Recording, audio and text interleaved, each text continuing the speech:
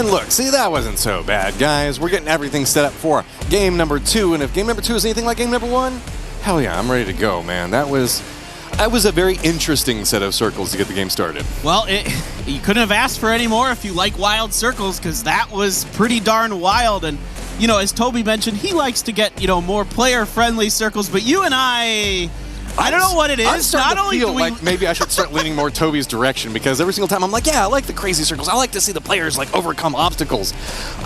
Maybe not all the time, though. Maybe it's getting a little too much. All right. I'm switching gears. Now I'm like player-friendly circles, right in the dead center, right on top of Pachinki. Let's go. I can handle that, but let's take a quick look at some of the fun that happened inside this last game. From bridge camps to boat explosions, we had a little bit of everything coming through. And again, I still gotta give it out. Ada Gaming somehow managing to turn this situation and survive for at least another 10 minutes when I thought that they were sure as dead. I'm going to go back and watch that map stream and see exactly what Iagwin did there. And this is STK doing a great job taking advantage of that situation. Here is the Uma grenade. Womp, womp, goodbye. I feels bad on that one. And the K-Mine just holding up all by himself. Just running around, massacring as he makes his way through there. This was just the chaos of these hard shifts in these circles, as a lot of our teams thought that they had themselves a decent position, and even, 4 of them that were just constantly chasing the circle and could never seem to catch up with it. Yeah, and surprise, FaZe is one of the teams that does it the best there. They're able to maneuver their position very well, outshoot a lot of the teams they were running into. You wouldn't expect any less of them, and you got to give FaZe a lot of credit for that drop they did. Yeah, I mean, also some very strong solo performances coming out from the Liquid guys. Whenever they were running those splits, they had multiple teams run up onto them. They did lose members as they went, but they managed to rack up kills the whole way, and that's what you've got to do. If you feel you can't get the placement points inside of a game because of, say, crazy circles, it's time to go on the hunt. It's time to make sure you fight for positions, get those kill points to counterbalance the fact that you might not be getting those placement points. Exactly, and you take those good fights as best as you can, and if you can win them, then who knows, maybe you will propel yourself to a win. So that's the whole idea of hard shift circles like this. A lot of teams are thinking, look, if we don't have the center of this circle, if we're not like the FaZe or the Exodus or somebody who went to Sosnovka Island, our idea is to just take good fights and get the points we can, and then hope that that kind of just snowballs into a victory. The analyst desk was talking earlier about a lot of these players coming through and having their first ever LAN experience. And I felt like yesterday in the first couple of games we were feeling like that. Like a couple of jitters coming in, not a lot of confidence coming through. But now as it's starting to stabilize in day 2, we're starting to see teams that are really starting to find their groove. Sure, whenever bad stuff happens, that's part of PUBG. You just got to deal with it. And seeing these teams react and making smart choices off of it, like a great example, I thought Atletico was just done. And somehow Zoidmate manages to find a couple more points for his team whenever it absolutely mattered. Well, he's the player from OCE that is notorious for being able to snake out extra points for his team. He's the in-game leader for them. He's, you know, kind of the emotional leader as well for that Atletico team. And he does it not just with his ideas and his play calling, but through his individual play, as we saw there. All right, well, we're about to get this next game underway, but we've got the man himself, Toby, doing a Weatherman segment that's going to go ahead and break down one of the interesting positions that we saw in the last game. Thank you so much, Matcher and Paperthin. Toby here, glad to be here. Really glad to be here. Hope you didn't miss me too much yesterday. We have an interesting part of this game taking place, and this is about WGSG and everything that led into them getting the win. You see them in the beginning. They're crossing the bridge. As soon as that circle confirms, they have to cross. But crossing it to the high lines doesn't mean anything is safe and easy. They know in order to play the hillside, they have to be really smart about how they do it. Cannot just lock yourself down on a couple of trees. You need to be really wise. And somehow things went wrong. Interesting. I don't know what happened there. But guys, we're going to throw it back to you.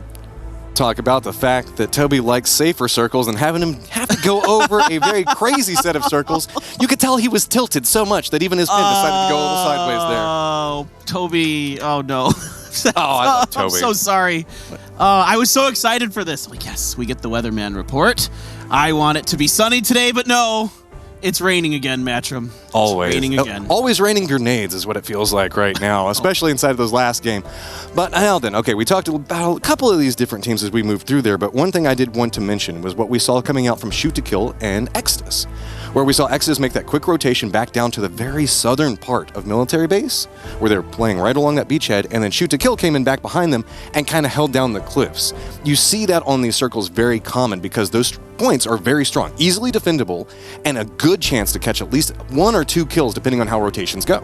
Yeah, I mean, Exodus is a team that, like we talked about earlier, is hungry for those kills. STK is going to play more of a traditional style. They're going to go for the best position they can, try to make it work from there. They're extremely well coordinated. Like, their squad, their movements are very good. They're able to cover each other very well. And that's why you see STK, I think, in this situation, come out a little bit ahead. Nobody just really ran into Exodus too much. You had a few teams cross in front of them in transition as that circle started to shift further and further west and north. Had that gone the other direction, south instead of north, this could have been a very different game for Exodus. But instead, they ended up in a Mad Max moment where there were a ton of cars just running down that hillside.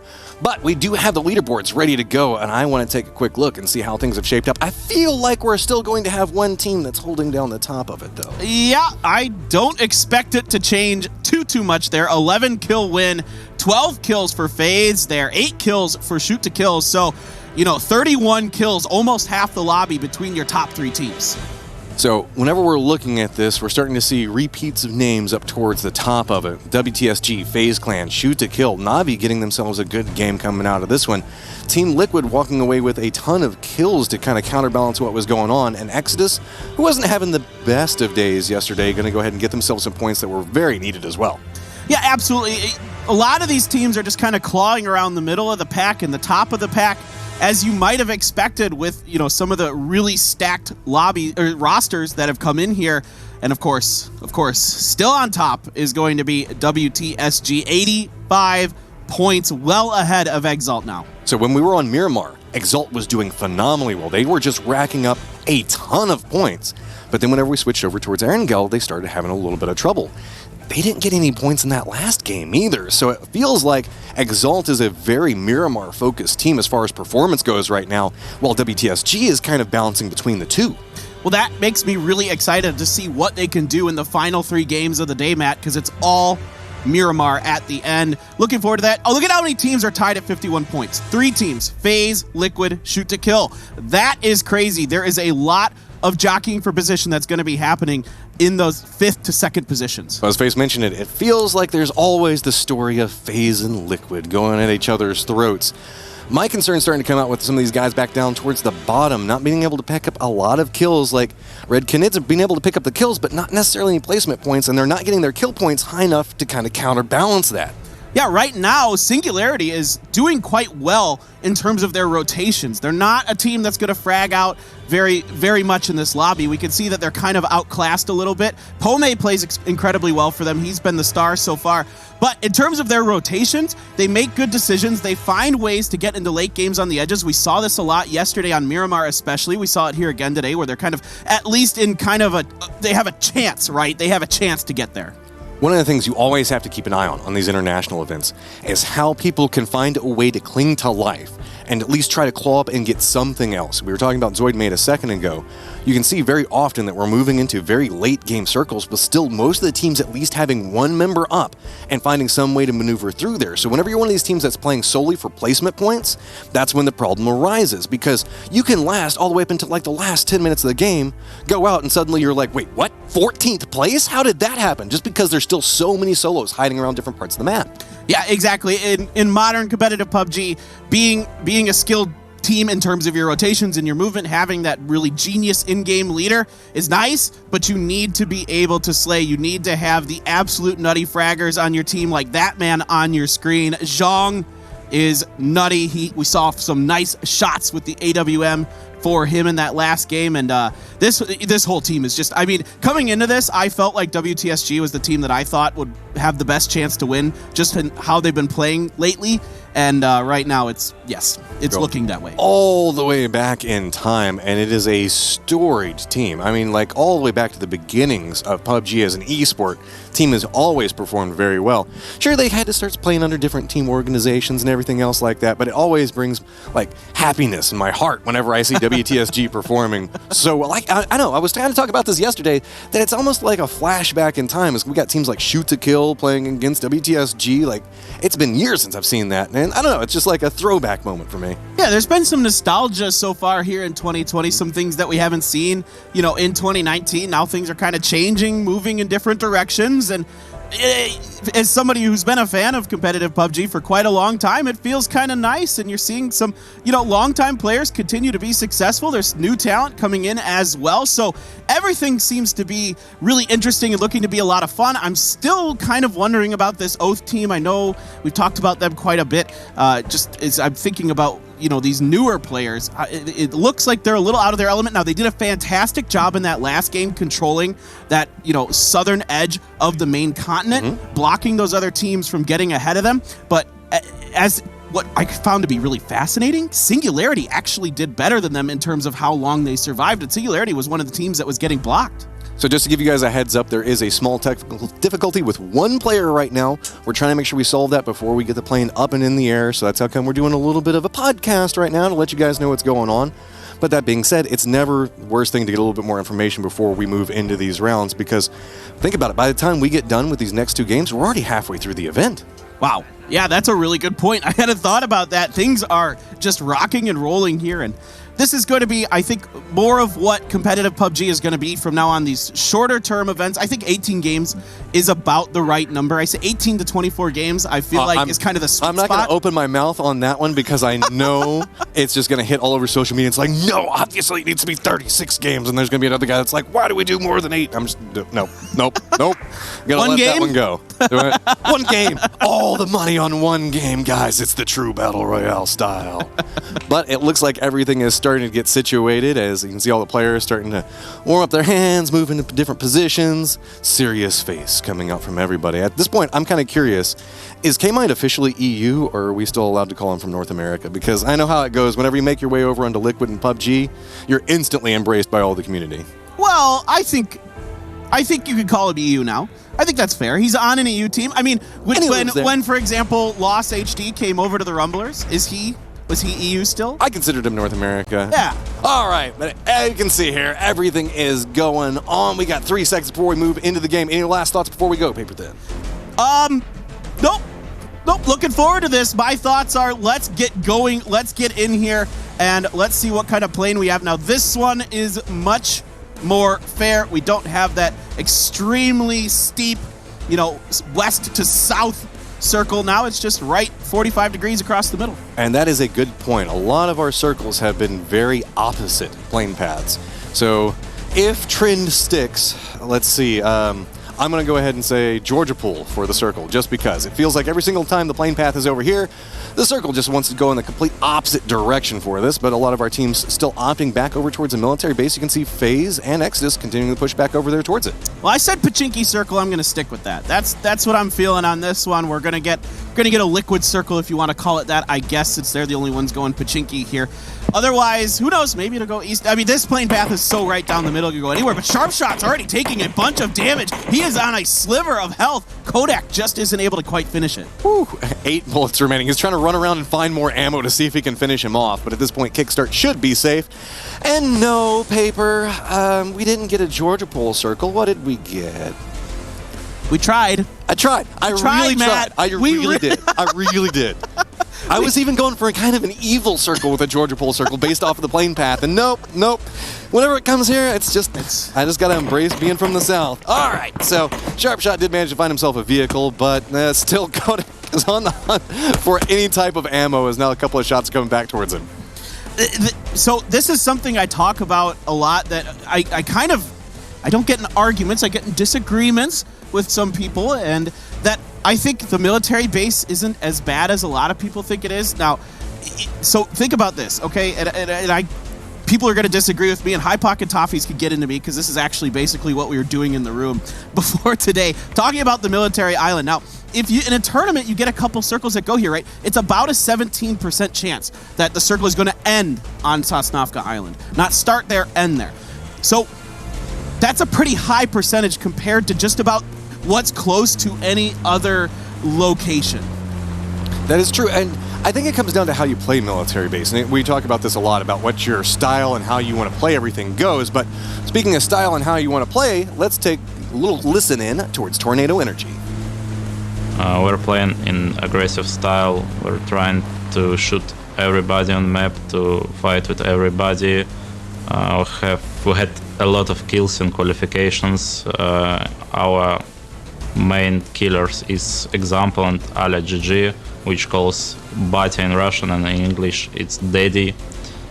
I think that we're the best team on this tournament because we're working every day hard, and we just want to take what we deserve. We want to wipe FaZe, Clan, Liquid, Welcome to South Georgia, and Amakin. That's our main enemies on the map. Tornado Energy making a rotation in boat without helmets, and we've seen that this hasn't gone too well. But I think that they might be a little bit ahead of the curve here and should be able to at least make landfall. With this, it's just a matter of can they continue to loot is the question, because there's not a lot to be found along this beach. Well, I think this is fast enough that it's A-okay. There was only one member without a helmet. They should be just about fine, as a lot of teams are making their early rotations. Exalt quickly went over towards the Novo area, getting across, and only 2 teams dropped on Sosnovka Island. Once again, FaZe went down here, and Exodus again. Now, I was pretty surprised that FaZe went down here, considering this plane path wasn't that steep southern plane path that starts around the letter N on the left-hand side of your screen, heads over completely basically off the map before it even reaches the eastern edge. So I'm kind of curious to see what exactly FaZe is thinking here. Will this continue into tomorrow? Was there something they just kind of realized? Maybe they felt like they could bully Exodus a little bit? Well, one thing I want to point out is the slight difference in circle and how that could shape this up a little bit differently. You can see last time, whenever we had so much of the water and the circle was so far down to the south, everybody was just quick rotations, like, I need to get to the island now, otherwise I'm going to die. With still having the main island having a little bit of control on there, a couple of these guys can make their way through, and he'll find himself getting knocked from a nice shot. No scopes are needed whenever you're Jeems. Just go ahead and get those knocks coming through. Already moving aggressively. The rest of the team coming up to support. It's going to be Mixie getting some shots as well. Just so we're clear, that is the worst iron sight in the game on the M24, and Jeems lands a headshot.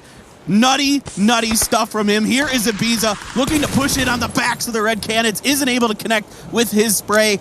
Liquid already in this position, but so far only one member of the Cannons down. They might be able to hold this off. Be very careful on how they make their approaches, especially in these buildings. These buildings are so awkward as you move your way through, but it's just going to be a numbers front coming up from them. Liquid's got 3 people starting to make these pushes through, and they're trying to be very cautious, check every single angle as they make their approach through. Make sure that nobody's down toward the bottom, but it's all on a Mixie. You can see in the bottom right, he's trying to provide support, make sure none of the other teammates can come up and help at all. And going to have to step away from that one, as that's going to stall them on that push. Yeah, looks like that Molotov might have impacted on the surface of the railing of the stairs there. I'm not exactly sure. Mexi does get knocked, so now this is becoming a little bit more difficult for Team Liquid. Still and 1 FPS is the only one knocked. Kill Demo is going to be able to get his revive off. Now that one is going to set 2 people on fire. There's no. It's like the movie Backdraft. It's just an oven up there, but Raspu managed to find one little spot to get some breathing room. Kill is down below him. Now Jeems going to make the push up. Easy flush up, but look at that. Gets caught out. Does manage to get one down, but finally everybody in the attic is taken down. And you know the Red Canids, man. We're just hoping they could grab like a TV that was up there and roll it down the stairs. Anything to stop that push. That was just wild there in that compound. Team Liquid, once they lost Mexi, that made that situation infinitely more dangerous for them because they don't have somebody covering them to kind of maneuver around the outside of that building as they please. Kind of forces their hand. Now, they did get a great molly up inside that window, but then they go up the stairs, they don't look the right way, and there's Raspu just waiting. I gotta say, I really like this more aggressive style Team Liquid towards the early parts of the game, where they're just coming with authority and taking the things that they want. Speaking of taking the things that you want, looks like Fuzzface and the rest of the FaZe guys decide that they want to go after Exodus right now. We're running a little bit of a split position on the side of this hill. It looks like they're just trying to get positions out and around each other, and this is just going to be those hills just to the north of Military Base. If this turns into a full-on fight, this is going to be a real gut check moment for Exodus. Meanwhile, sparking for Meta. has to prone a little bit. It's Zhang kind of out alone here with this UAZ. They're just going to shoot into it, try to blow it up, and a good grenade from Hyagwin is going to get Zhang. This might be the end for him. Iroh is coming up on the back of that hill, trying to assist his team, but I don't know if he's going to be able to do much. While Exodus still just trying to hold the defensive line against FaZe's push. They're buying a little bit more space, but you can see Taylor J is trying to figure out how he can handle these angles. Going to go ahead and step out. Is he going to spot out 8Z? He does. Doesn't get enough damage to make it work, though, so going to go back towards the safety of the building, and I got to say, with the amount of throwables I see being prepped, that might not be the safest bet, and he does double think that and step back around, trying to use the building itself for defense.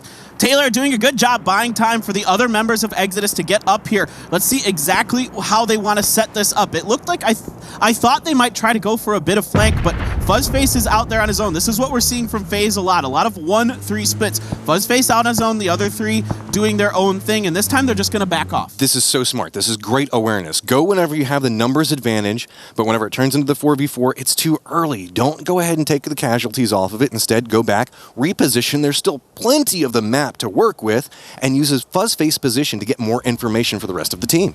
Yeah, neither team overcommitting to that, just kind of prodding each other, trying to figure out if someone's going to overstep just a little bit, but in this situation, nobody does that. They do a great job. Meanwhile, WTSG wants to try to get some revenge onto Meta for taking down Zhang, and oh my goodness, Matt. Now you've got to be fucking. We're just going to be we're going to be putting on a story of how circles change adaptation routes, right? So see, we still got plenty of people that are on the main island, and there's still a little bit of the island. There's my one F-bomb for the tournament.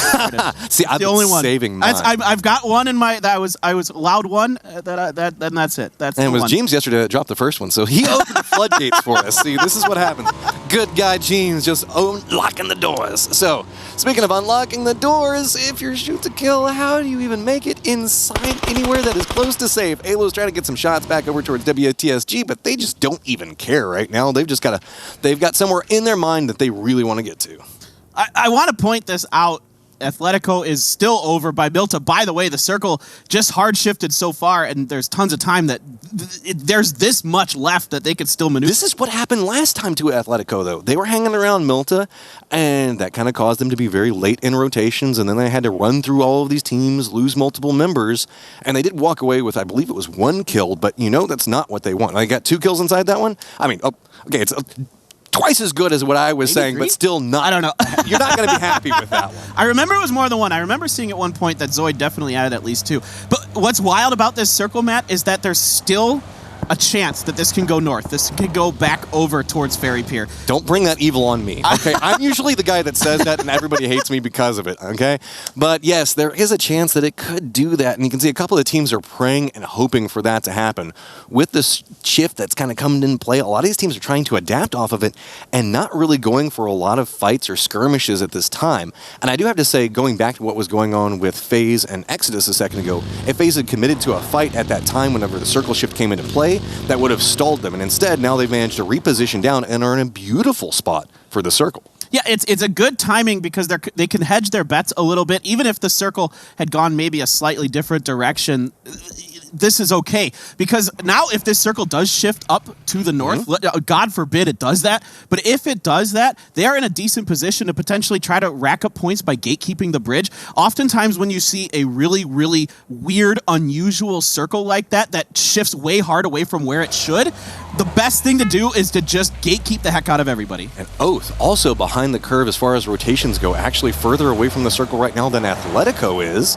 They're out over here next to Novo, and I mean, we keep talking about we want more from these guys, but it feels like they just can't get into a position to get the work done that they so desperately need to do. Yeah, Oath, there's some good ideas there, but I think the land jitters are getting to them a little bit. Let's see if they can, as time goes on, maybe work that out of their systems. Fine. I think I saw on Twitter that someone recommended they try some breathing techniques. It's not a bad idea. Try some Tai Chi or something. Maybe I'm on the other side of that. The way you handle nerves is you just decide to go for fights, and after you lose a couple of fights, then you just feel comfortable. Don't let the game run away from you at some point. Just go ahead and use that nervous energy into something else that's more violent and going to get you those kills. Yeah, exactly. Going back to the game here, I want to talk about what Wildcard is doing, because look at your map. You can see Singularity up on the top right there.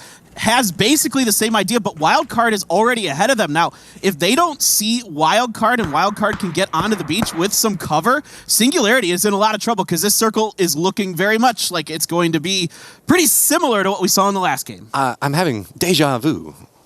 Like I've been in this place before. So, all right, we've got Team Liquid that's going to go ahead and play off of that point. WTSG's inside their boats, making their rotation around.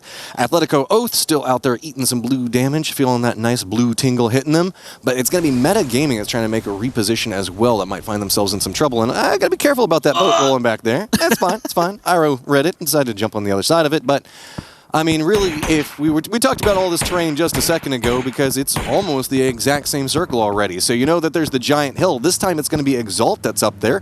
FaZe is just off to the side of that hillside, playing down in that dip that we see is very, very common for these circles. And it's a lot of the other teams now scrambling.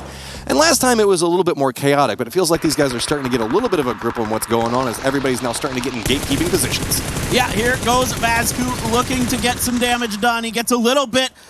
Alia is going to get knocked out. I think he bailed out himself. I bailed out himself. I think he was going to get out and try to fight this. Maybe a little miscommunication there. I thought somebody did some damage to him. Now Keenan looking to get some sprays down into Melman. Melman safely able to get up into the yellow. A little bit of damage, but not too much. Kompot trying to come behind. Here goes Sharp Shot cooking a grenade. That one is not going to connect because we are inside the building already, my friend.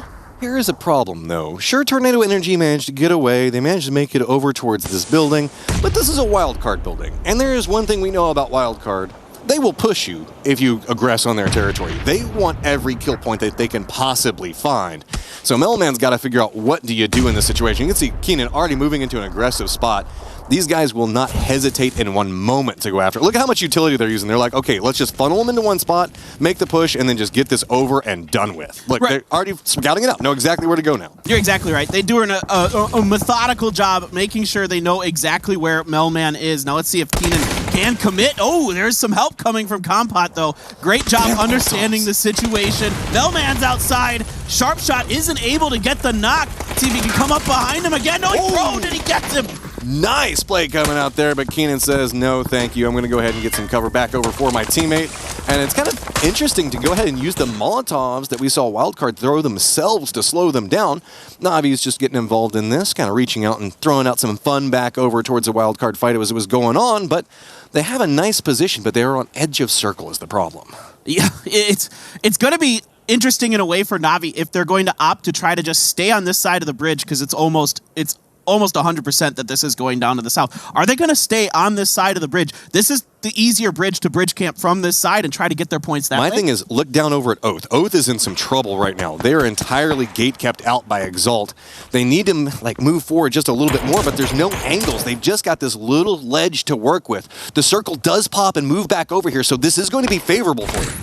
I'm sitting here waiting for Udyr to take the shot. Meanwhile, back over to Omaken. They're going to get the knock and the flush onto Zoid. Still 4 strong, 2 kills for them, both onto Ival. He's got an SKS. He's got that 7.6 loadout. Let's see if he can get in on the flood. The spray is not good enough. A little bit of damage from his teammate. T-Bone has to back off because he's pretty weak. Atletico is getting hurted back over next to Singularity, and that's also making a secondary problem as OMK actually has an angle for this as well, and it's just turning into a bloodbath across this hillside as it's just destroying each of these teams.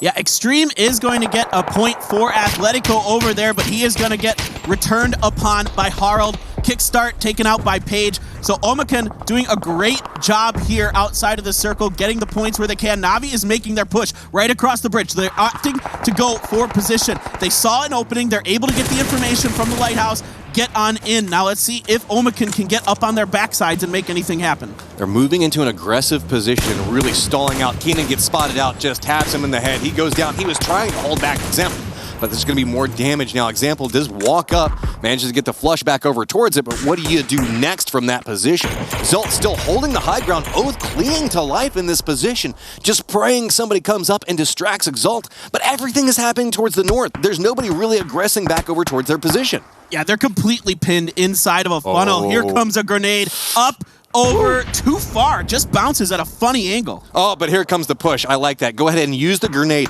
Cover up the footsteps downs. Just come running in. Nailup's going to have a beautiful sightline off to the side of this. Gets the one onto it. Trying to connect on the other one, but gets dropped himself. Udyr goes down as well. Shiv's playing this from distance, but can't quite get it. Finally does get it down onto it, but this is just absolute chaos over here. Yeah, both these teams just tearing each other apart. Shiv, the only member left. I thought this was Exalt just going to wipe the floor with some good shooting, but it's going to be Exodus Taylor J who comes in to finish them off. Exodus just strolls up and is like, hey, I want to join this party, and just absolutely demolishes them. There are 2 members up for Oath back over there on that angle, maybe even 3. I can't quite see onto it, but you can see OMK now trying to make their rotation through. They've got Nick onto one angle that does get the shot and a flush onto another one, but it's going to be Atletico again down to just 1 member trying to move through this position, walking away with 3 kills at this point, but Na'Vi already getting a nice position back over towards that. OMK, not a lot of territory to work with due to Na'Vi's positioning, and guess what? It's also going to be FaZe making an approach onto the south of them. Yeah, I don't even think where Omakan is inside the circle. Meanwhile, Exodus continues to clean up this battle. Somehow Oath is able to get back up to 3 strong. If you would have asked me a minute ago if Oath had any chance, I would have told you no. What They'd the be hell down are and they dusted. working with? They should have like no helmets, no armor, nothing at this point. Look at how damaged everything is, but they're still just fighting their way through off of this. Vegas goes down and gets flushed. That pushes Oath up to 4 kills. We know that these guys can kill. That's the whole thing about it. We just haven't seen them get into a position to. Finally, with their backs against the wall, they're being forced to fight their way into claiming some part of this circle, and it's actually paying off for them. They're finally getting those points they need. This is the potential that we wanted to see from Oath. This is the individual skill that this young team is capable of showing us. Here we go. Let's see if they can get it done. Now, there is a fire. Circle's going up to the north. So look at WTSG. Same compound basically they had last game. FaZe is getting ripped up a bit. Gustav taken down by Pixel. Looking to get some damage onto 8s. He gets one. Isn't able to connect a second shot. So with the circle shift that's kind of happened, Team Liquid and WTSG are already inside the safe zone, but back down towards the east and the south is where it's just going to get very chaotic. You can see Harald trying to figure out how he's going to deal with the IG guys that were just taking those shots back over towards FaZe and slowed them down. Remember, just on the other side of IG, we have Exodus as well. So this is just going to be a run and gun situation for multiple teams to try to make it out of this point. All right, finally, Harald is taken down. 8Z finds him. Good job by Singularity. Again, they're getting placement points. They're finding ways into late games. Not always being successful there, where they did win the first game of this tournament. However, today and from the rest of the days, it hasn't been quite as good for them. Ostrolovac trying to get up and inside of this circle. Pixel continuing to duke it out with members of FaZe Clan. Looks like now, though, he wants to get out because they are going to need to get into this next circle. FaZe just used a couple of vehicles to rotate out and around IG, and that's going to force them back down towards the south. Navi's got themselves a beautiful position to play on right now. Not a lot of people really contesting it. They already cleared that out. That's how they're sitting on those 5 kills, but you can see Exodus has to retreat back down to go for this res because Oath is still just nipping at their heels the whole time as they go. Well, this is scary. As Oath starts to feel it, apparently IG. they can out-duel teams when they're in horrible positions. IG down in right the bottom Oath. right. Yes, exactly. They're coming up. Let's see if they're able to third-party this. Slow sneaking coming out from Oath, trying to make sure that they manage to get Taylor J down, but this is a full commit coming out on this angle. IG gets distracted and starts making their way back over towards the north. Grenade's going to roll right up next to Balefrost. Make the manage to close the door in time. It's fine. Just go ahead and get out of that spot. And they got plenty of vehicles to work with, but another grenade does manage to take down Taylor J. He's the guy that came over here and was trying to get some assistance onto it, but Oath gets caught out as they're trying to make their push over, and this has kind of neutralized both of these pushes in this situation. The blue is creeping up back onto this position as well, so Exodus, what are you going to do is now finally Inside Games decides that they want to go after Oath and get some damage back over towards Snakers, but Wolf still holding down that position, but not for too much longer as he finally gets taken down. Yeah, this is a nice job by IG here, picking up points where they can, taking advantage of a prolonged fight between Exodus and Oath. That fight just took too long. When that happens in competitive PUBG, eventually some team is going to come in and make you pay for it. But this is actually almost working towards Exodus's favor because it allowed them to at least get on the motorcycle, get into another position. Sure, they lost Pat out of that, but with this point, they were trying to get back over there. Yeah, and then they got dusted. They tried to get into the circle and were just wiped because of it. Meanwhile, Inside Games starting to feel it. I talked to their members on the bus ride over here today, and they said they were feeling a lot of confidence. They felt like the last game of the day Bay yesterday. They finally found their groove, and it's looking like they're definitely trying to capitalize on that. 6 kills and trying to contend with FaZe right now. They've been taking some long-range skirmishes back over towards them. You can see Tab going to go ahead and finish out Uba. FaZe now finding themselves pincered between 2 different points and do get dropped off of that, and that's going to be another kill going back over towards IG, but Navi's got the defensive line and starting to make a push back over towards IG's position. I mean, this is a really impressive run here by IG.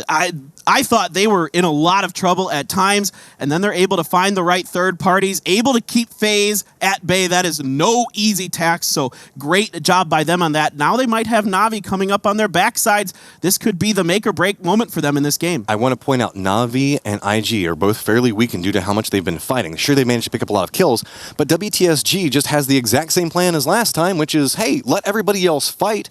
We'll just take a couple of kills here and there as they come to us, but Na'Vi aggressing back over towards IG is going to help out WTSG in the late game so much. Somehow WTSG finds a compound. Tab is going to get knocked here, but 6 kills for Na'Vi, so a better start to this one compared to the last game where they didn't have any kills. Now Na'Vi did find themselves in a late game situation, got some points that way. Let's see if they can maybe eke out a few more this time around. Zampeak's going for the heal. Free kills coming in on the flank. Oh, grenade does come up and get the down. Good throw coming out from Senya, so Free Kill has got to get this. He has got to get this flank off and at least take down one of these members before he gets spun back over on. Does get the spray back over towards it, gets the drop back over towards Senya. That's going to buy a little bit more space and movement for his other teammate that is up right now.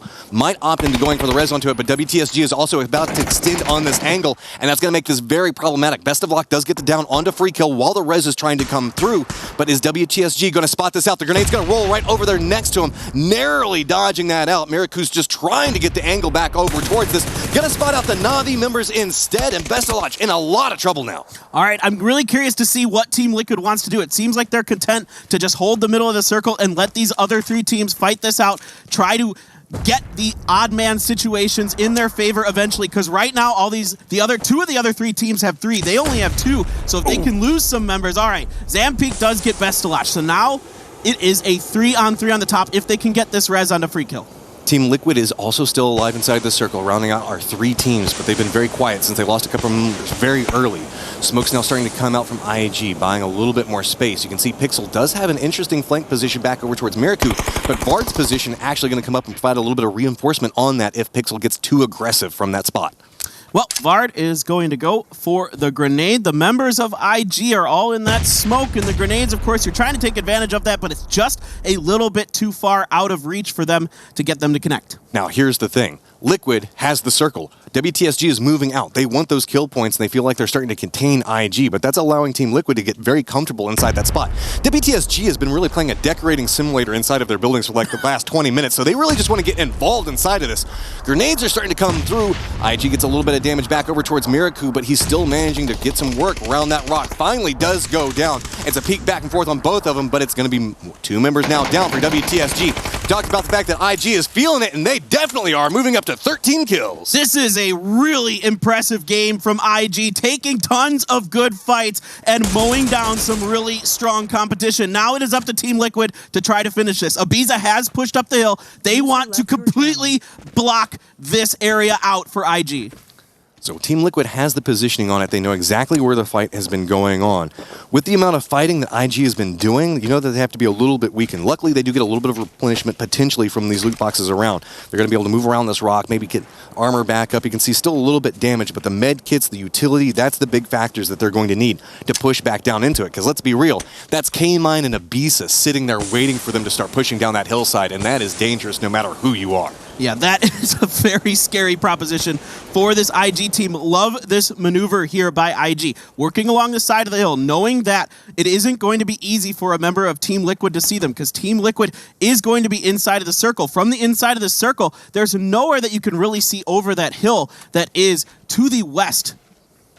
Really, it's just about this approach that we see coming out from IG. If Pixel can get back around and surprise Ibiza with this, it could be huge. But the big factor comes out is Zampeak. He's going to have to draw some attention back his direction. But you can see inside games, because they've been fighting for so long on the other side of this hill, they have no idea where the last couple of members are hiding at. And so really it's coming down to who sees who first and who can get those introductory knocks to really put some work in. Because right now, IG is just on the edge of this circle. And I wouldn't be surprised if we kind of see some distance kept out as finally Zampeak does get spotted. K-Mine's going to draw attention onto that, so now it's going to be all into Ibisa.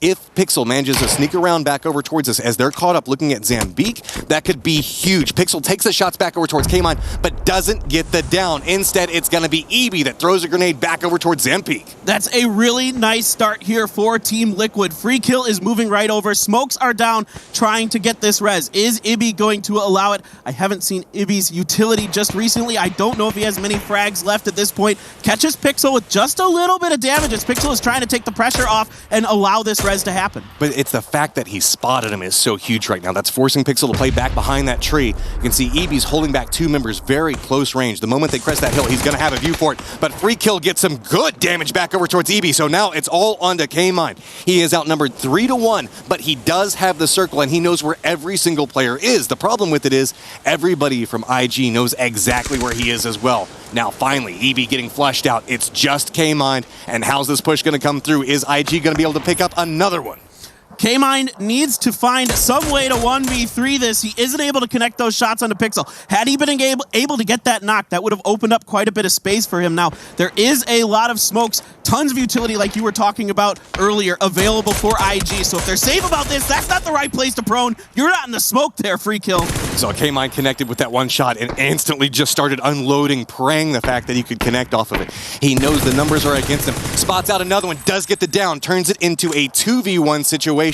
His helmet is weak. He can hear the grenade starting to come down next to him. Does some damage, drops him down to 25 life. He has to be cautious. If they can manage to get up into grenade range, he is in so much trouble, but it's all on that push coming out from Pixel right off to the side of this. I don't know if he knows how close he has gotten. He looks back over to the tree, has an idea with it, but Free Kill still holding that other angle. Use the Molotov, buy a little bit more space. Yeah, this is a nice job by K-Mine. He's getting Pixel to look a little bit, gets a little bit of damage. The fire is connecting. You can see it ticking down. 10 at a time, but I don't think it's going to be enough to get the knock onto Pixel. Meanwhile, Free Kill is just trying to see if he can catch K-Mine overextending just a little bit to the left of this hill. I love the use of Molotov. Try to force him away from the tree. Get that angle to get the down onto it. Trying to catch a little bit more damage onto Free Kill, but just doesn't manage to get it. The blue is really close to Free Kill, so he's going to have to be the first person to move, but Pixel is actually closest towards the center right now, so all pressure going back over towards Free Kill. Finally gets the down into it and turns this into a 1v1 situation. Opts into going for the flush, secure the point, but now the true battle begins. It's going to be between Pixel and K-Mine. It's a peak battle from tree to rock, and that's going to be a lot of damage coming back over towards both of them, about half each. Now it's going to be preparation. Smoke starting to get thrown. The blue starting to encroach back behind K-Mine. He knows he's going to have to move. Pixel opting into playing this out. Going to try to use the smoke that K-Mine is throwing down to get into a better position himself.